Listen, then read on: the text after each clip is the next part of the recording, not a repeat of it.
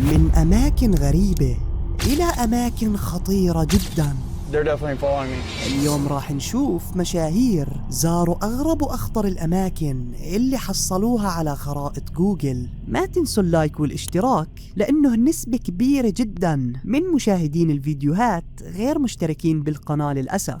وأما الآن خلونا نبدأ. مزرعة سكين ووكر من أغرب المزارع الموجودة في العالم، مكان محروس أمنياً على مدار 24 ساعة عشان يتم منع أي شخص من الدخول، والتعدي بدون تصريح ممكن يكلفك حياتك. You are trespassing. Please leave the area. سكان المنطقة القريبة من المكان شافوا حيواناتهم ممزقة بطريقة مرعبة لأكثر من مرة، وأبقارهم كانت فارغة تماماً وبدون أي أحشاء. وشافوا أيضاً أجسام غريبة وأضواء في السماء تتحرك بسرعة ما لها أي تفسير. يظن بعض الناس إنه الأرض هذه ملعونة من مئات السنين، ولما قرر اليوتيوبر جافن استكشافها خربت خطته بالكامل، وبدأ يلاحظ فجأة إنه يتم مراقبته بشكل مرعب. People just pulled out right behind me. They're definitely following me. بدأ اليوتيوبر رحلته بأسئلة لسكان البلدة القريبة. في رجل وراه فيديوهات لأجسام تتحرك بسرعة هائلة، وصياد ثاني أكد له إنه شاف أبقار وكأن في شيء شفطها بالكامل، وغيره اللي حصل جلد غزال ممزق بطريقة غريبة. كان واضح إنه المكان يخفي أسرار خطيرة وغريبة. فلهذا السبب جافن قرر إنه يروح ويشوف هذه الأشياء بنفسه. انطلق هو صديقه للبوابة الرئيسية، ولاحظ إن المكان محاط بحراسة مشددة وكأنه منشأة عسكرية، والكاميرات رصدت وجودهم على طول. كان الأفضل هو محاولة استكشاف المكان بالليل. لما جاء الليل بدأت تظهر أشياء ما كانت موجودة. Well, some of them are sucking on each other, but that's fine, I guess. None of them look like raisins. لاحظوا عدد كبير من الأبقار، ولكن ما كان فيهم أي شيء غريب. بس الغريب هو الشيء اللي لاحظوه بالسماء. Do you see that black spot in the sky? It's like dark in one spot. Yeah! Whoa! What are you talking? Do you see what I'm looking at? It's not attached to anything. Oh, Wait, that's actually so weird. Dude, what is that? could it just be like a dense cloud? بعدها قرر اليوتيوبر جافن إنه يروح لعند البوابة الرئيسية، وصديقه يظل في مكانه للطوارئ. وبسبب إن ما في شبكة اتصال وتغطية نهائياً اعتمدوا على الأجهزة اللاسلكية. لكن أول ما انطلق جافن تعطلت الأجهزة تماماً. No way these aren't working, bro. We're so cooked. وبعدها صار هذا الشيء فجأة. Dude, they're blocking me in.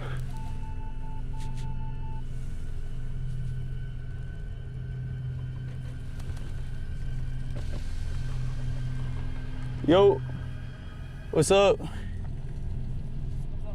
You making it? You going to Skinwalker Ranch? We're trying to find a way to see the inside of it.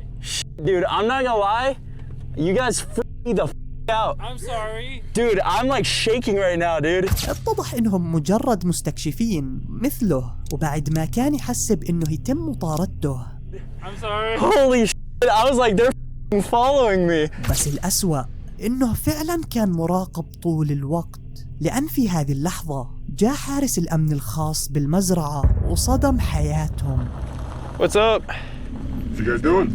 Just checking out the ranch from what we can see from it. خبرهم انه كان يراقبهم من مدة طويلة، وحذرهم ان وجودهم في مثل هذا المكان يشكل خطر كبير على حياتهم، لأن في إشعاع بمستوى قوي جدا في هذه المنطقة يرتفع فجأة لمستويات مميتة.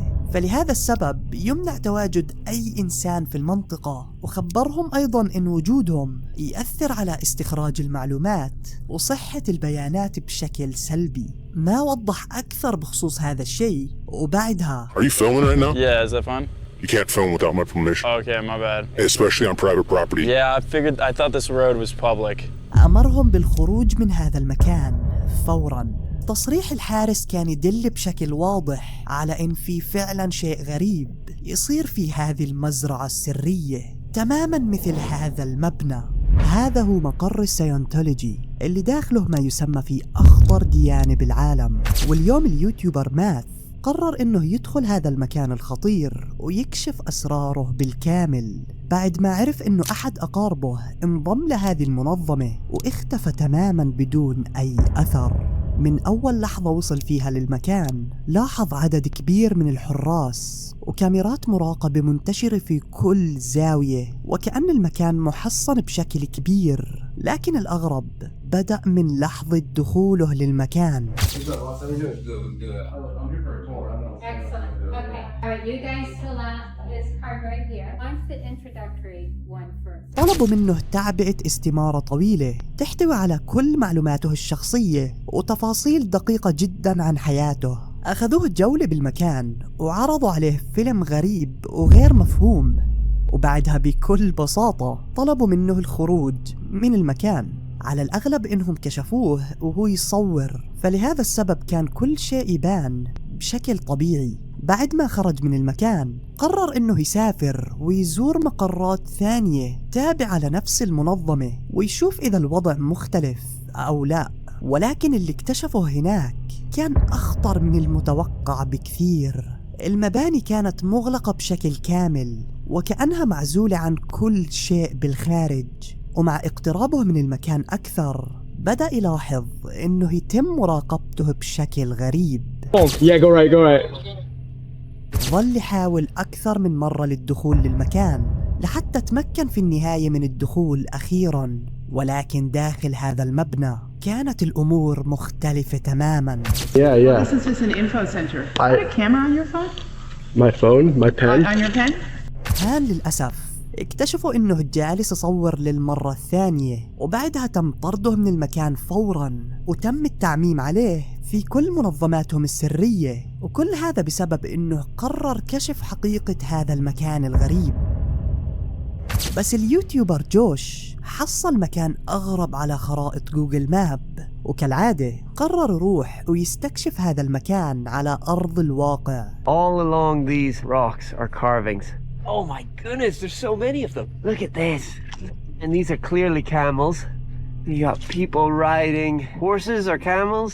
This dude looks like he's got a shield and a sword maybe. أثناء محاولة وصوله للمكان لاحظ أشكال وأشياء غريبة وغير مفهومة على الطريق، بس الأغرب هو الشيء اللي شافه يوم وصل. This looks crazy. Beautiful building. Looks like you have some carvings in here, but they seem to have weathered away. But you can see a heart. عثر على سور وبداخله بيت غريب وقديم، ومن الواضح إنه مبني من مئات السنين. ولكن يوم قرر دخول هذا المبنى شاف شيء مرعب.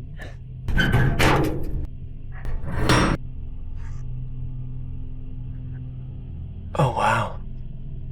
شيء غريب جدا، ومن الممكن إنه يكون قبر إنسان مدفون في هذه المباني القديمة اللي كانت موجودة لوحدها على الخريطة، لكن في أماكن تكون مخفية تماماً، مثل هالمكان الموجود تحت الأرض حرفياً.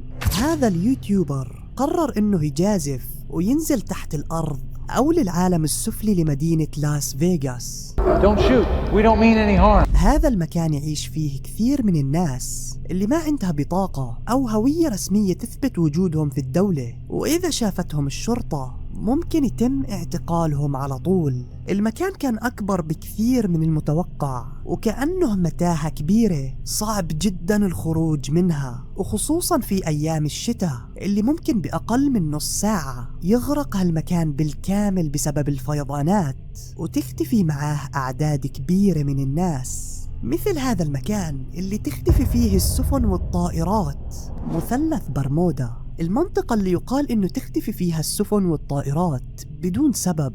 واليوتيوبر تايلر قرر إنه يروح ويستكشف هذا المكان الخطير. بعض البحارين حذروه من العواصف اللي ممكن تصير فجأة، وخبروه أيضاً عن القوارب المهجورة اللي حصلوها وهي تتحرك لوحدها بعد اختفاء طاقمها بالكامل بسبب العواصف والأمواج أو بسبب غير معروف. ولكن تايلر اتخذ القرار النهائي وبعدها انطلق للمكان فوراً. Okay, your name is? Dylan. Dylan, good to meet you. John. John, let's do it. بالبداية كان كل شيء طبيعي إلى أن قرر تايلر الغوص في هذا المكان ليكتشف كمية السفن الغارقة والموجودة في هالمنطقة، وهان بدأت الأمور تصير أغرب.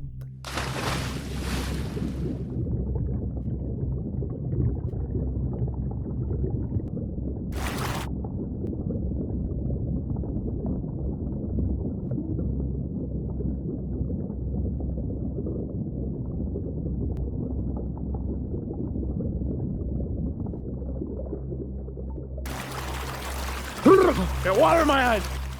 Just a giant sunken behind me. أثناء تصوير السفن باستخدام الدرون تعطلت أجهزته فجأة وبدأت تعطي إشارات وقراءات بشكل غريب، لكن لحد الآن غير مفهوم سبب حدوث هذا الشيء الغريب، وغالبا هو نفس السبب وراء اختفاء عدد كبير من الطائرات والسفن في هذا المكان من سنوات طويلة. وعلى الرغم من انه في صناع محتوى كثير زاروا هالمكان، الا انه كان يصير معهم شيء غريب في كل مرة. ومثال اليوتيوبر مستر بيست في احد فيديوهاته السابقة راح لنفس المكان، وفعلا يومها صارت معهم اشياء غريبة. So what happened? The big time-lapse camera fell into the water, so we're gonna try and rescue it. طاحت منهم كاميرا تصوير قيمتها غالية جدا داخل البحر وبدون أي سبب، وبعدها مستر بيست ما رجع لهذا المكان نهائيا، على عكس اليوتيوبر تايلر واللي ما يتوب أبدا. هالمرة قرر إنه يستكشف غابة بوهيمان جروف، الغابة المخصصة لكبار الشخصيات، ويمنع دخول أي شخص عادي عليها. بعد عدة محاولات فاشلة أخيراً عرف يدخل تايلر لهذا المكان، لكن اللي شافه في الداخل كان غريب جداً. Alright, we made it in.